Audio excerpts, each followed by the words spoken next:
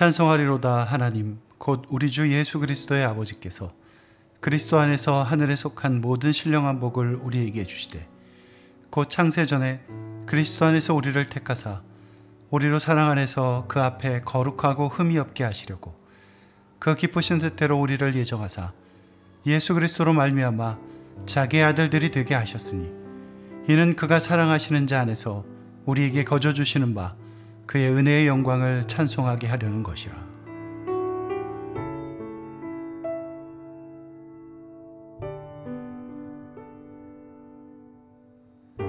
사도신경은 이렇게 시작합니다. 나는 전능하신 아버지 하나님 천지의 창조주를 믿습니다. 사도신경 전체가 그렇지만 이 첫 번째 믿음의 고백은 정말 놀라운 진리를 담고 있습니다. 이 고백을 이해하지 못하면 다음으로 이어지는 모든 고백들을 절대 이해할 수 없습니다. 반대로 이 첫 문장에 담긴 진리를 깨닫는 사람은 이어지는 사도신경의 모든 구절들을 믿음 안에서 고백할 수 있게 됩니다. 우리는 이 첫 문장을 2시간에 걸쳐 신중히 살펴볼 것입니다. 오늘은 앞부분인 나는 전능하신 아버지 하나님에 대해서 살펴보겠습니다. 우선 이 문장의 구성을 살펴보면 하나님을 향한 믿음의 고백에 3개의 단어가 사용되고 있다는 것을 알 수 있습니다. 나는과 전능하신, 아버지, 이 3 단어가 하나님을 향해 있습니다. 먼저 문장의 주어인 나는에 대해서 살펴봅시다. 어째서 사도신경은 우리는이 아니라 나는으로 시작되는 걸까요? 초대교회 사람들에게 우리는 매우 중요한 단어였습니다. 바울도 오늘 본문에서 줄곧 우리라는 단어를 사용하고 있습니다. 하지만 사도신경이 믿음을 나와 하나님 사이에서 이루어지는 것으로 표현한 데는 중요한 이유가 있습니다. 그것은 바로 하나님을 향한 믿음은 믿는 자 개인의 결단과 그로 인한 책임이 따른다는 것입니다. 사랑이 많으신 하나님은 인간의 타락과 반역에도 불구하고 그들을 구원하기 원하십니다. 하나님은 죄로 인해 무너진 세상을 구원하시기 위해 독생자 예수 그리스도를 이 땅에 보내셨습니다. 그리고 예수 이름을 믿는 자는 누구나 구원을 얻을 수 있게 하셨습니다. 하나님은 마치 잃어버린 양을 찾는 목자와 같습니다. 하지만 하나님은 그 일을 억지로 하지는 않으십니다. 단지 내가 너를 권하노니 라고 말씀하실 뿐입니다. 이제 공은 그 말씀을 받는 사람들에게 넘겨집니다. 결단을 하고 그 말씀을 받아들이는 사람은 구원을 얻을 것입니다. 하지만 거부하는 사람은 구원을 얻지 못할 뿐 아니라 거부의 책임을 면할 수 없게 됩니다. 그런데 이 결정을 하는 것은 우리가 아니라 나인 것입니다. 시편 기자는 이렇게 고백합니다. 여호와는 나의 목자시니 내가 부족함이 없으리로다. 여호와는 나의 빛이요 나의 구원이시니. 예수님의 부활 소식을 믿지 않았던 도마도 끝내 이렇게 고백합니다. 나의 주인님이시요 나의 하나님이시니이다. 또한 부활하신 예수님은 베드로를 만나 이렇게 물으십니다. 내가 나를 사랑하느냐? 베드로는 대답합니다. 내가 주님을 사랑하는 줄 주님께서 아시나이다. 주님은 오늘도 각 사람의 마음의 문을 부드럽게 두드리고 계십니다. 그 문을 여는 것은 다른 누구의 몫도 아닙니다. 바로 나의 몫입니다. 내가 열어야만 주님이 들어오실 수 있습니다. 믿음의 결단은 철저히 나와 하나님 사이에서 일어나는 일인 것입니다. 두 번째 단어는 전능하신입니다.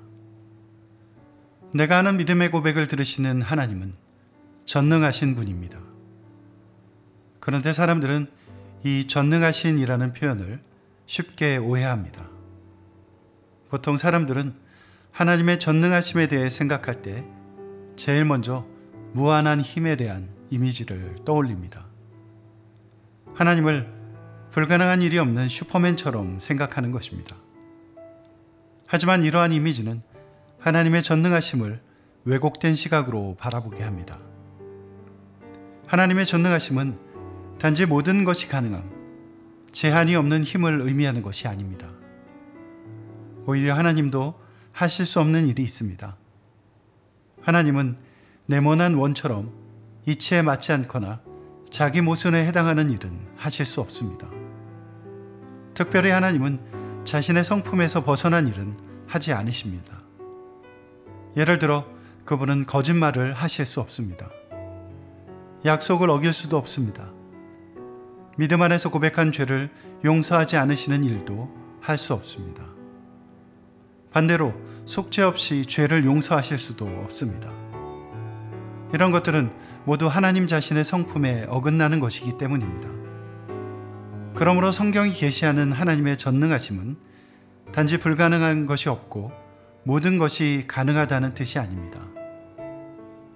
전능하심은 하나님께서 당신이 창조하신 이 세계를 다스리시는 분이시며 왕으로서 모든 것을 하실 수 있음을 의미합니다. 하나님은 당신의 다스림을 위해 원하시는 일, 이루고자 하시는 일, 작정하신 일이면 무엇이든지 할 수 있고 하십니다. 그러므로 중요한 것은 하나님께서 무엇을 원하시는가 하는 것입니다. 오늘 본문 3절에서 6절은 하나님께서 이루기 원하시는 것들을 하나씩 기록하고 있습니다. 먼저 3절은 하늘에 속한 모든 신령한 복을 우리에게 주기 원하신다고 적습니다. 4절은 우리로 사랑 안에서 그 앞에 거룩하고 흠이 없게 하시기를 원하시며 5절은 그리스도로 말미암아 자기의 아들들, 즉 자녀가 되길 원하신다고 적습니다. 마지막으로 6절은 앞에 세 가지 원하심의 궁극적인 목적을 표현하는데 그가 사랑하시는 자 안에서 우리에게 거저 주시는 바 그의 은혜의 영광을 찬송하게 하려는 것이라고 적습니다. 하나님은 이것을 원하시며 이것들을 하실 수 있는 힘이 있으시고 실제로 이 일들을 하고 계십니다. 이것이 바로 전능하심의 진정한 의미입니다. 사실 본문에서 바울이 적고 있는 이 일들은 결코 간단한 것이 아닙니다. 사람들 안에 있는 죄가 그것을 어렵게 합니다. 진정 그 일들은 하나님의 전능하심을 통해서만 가능합니다. 사실 성경은 다른 것이 아닙니다. 인간의 긴 역사를 통해 그 일들을 이루시는 하나님의 전능하심에 관한 것입니다. 우리의 제한된 능력으로는 하나님의 전능하심을 완전히 알 수 없습니다. 하지만 하나님은 그분의 전능하심으로 오늘도 그 일을 이루고 계십니다. 세 번째 단어는 아버지입니다. 우리를 사랑하시며 또한 전능하신 하나님은 그 사랑과 능력을 사용하셔서 한 가지 일을 이루십니다. 그 일은 하나님께서 우리의 아버지가 되시는 것, 우리를 하나님의 자녀로 만드시는 것입니다. 곧 창세전에 그리스도 안에서 우리를 택하사 우리로 사랑 안에서 그 앞에 거룩하고 흠이 없게 하시려고 그 기쁘신 뜻대로 우리를 예정하사 예수 그리스도로 말미암아 자기의 아들들이 되게 하셨으니 하나님은 우리가 거룩하고 흠이 없게 되길 원하십니다. 그래서 우리를 택하시고 당신의 자녀로 삼으십니다. 거룩하고 흠이 없게 하시려고. 그것이 무엇이길래 하나님은 우리를 택하시고 또 자녀로까지 삼아주시는 걸까요? 그 이유는 뒤에 이어지는 6절에 나옵니다. 이는 그가 사랑하시는 자 안에서 우리에게 거저 주시는 바 그의 은혜의 영광을 찬송하게 하려는 것이라. 하나님은 우리 인간을 그분의 형상을 따라 지으셨습니다.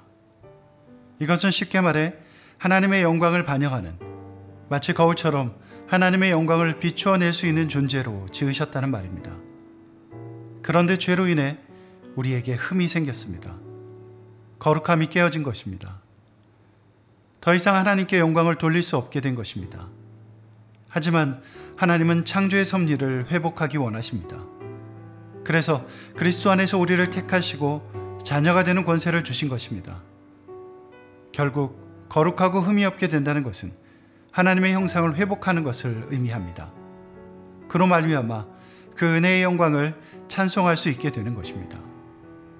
그런데 이런 아버지와 자녀의 참된 관계를 우리에게 보여주시는 분이 바로 예수님입니다. 오늘 본문 3절은 이렇게 시작됩니다. 찬송하리로다 하나님, 곧 우리 주 예수 그리스도의 아버지께서 예수님은 이 땅에 사시는 동안 아버지와 아들의 관계가 어떤 것인지를 몸소 보여주셨습니다. 그분은 하나님을 아바 아버지라고 부르셨습니다. 마치 어린아이처럼 아빠라고 부른 것입니다. 아들은 아버지를 사랑하고 항상 아버지가 기뻐하시는 일을 합니다. 아들은 아무것도 자신의 뜻대로 하지 않고 오직 아버지의 뜻이 이루어지길 원합니다. 한편 아버지도 아들을 사랑하셔서 그에게 영광을 주시며 생명과 심판을 그의 손에 맡기셨습니다.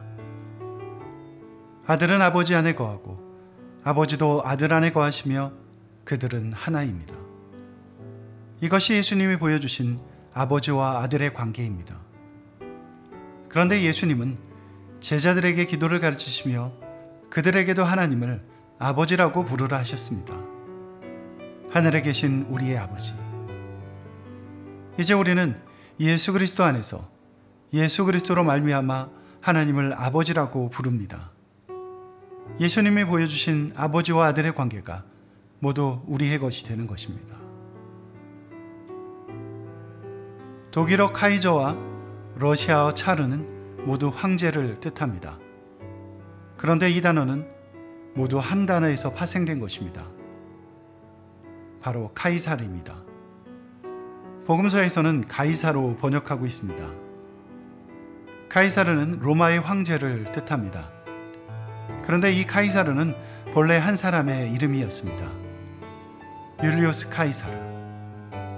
그는 비록 황제로 불리지는 않았지만 그로 인해 로마는 오랜 공화정을 끝내고 황제가 다스리는 제국이 됩니다. 새로운 세상을 꿈꾸던 그는 보수주의자들에 의해 암살되기 전 먼 친척이었던 옥타비아누스를 양자로 맞이합니다. 그리고 그에게 카이사르라는 이름을 더해줍니다. 그가 훗날 로마의 초대 황제 아우구스투스 카이사르가 되고 그 후로 카이사르는 모든 황제의 이름이 됩니다. 사실 옥타비아누스는 카이사르의 양자가 되기 전에는 그 이름조차 생소한 처지였습니다. 사람들은 그를 거들떠 보지도 않았습니다. 하지만 카이사르가 그를 아들로 맞아들였을 때 그는 이미 황제가 될 자격을 얻게 된 것입니다. 하나님께서 우리를 택하셔서 자녀로 삼아주시고 우리가 그분을 아버지로 부르는 것도 마찬가지입니다. 이제 우리는 하나님의 상속자가 되는 것입니다.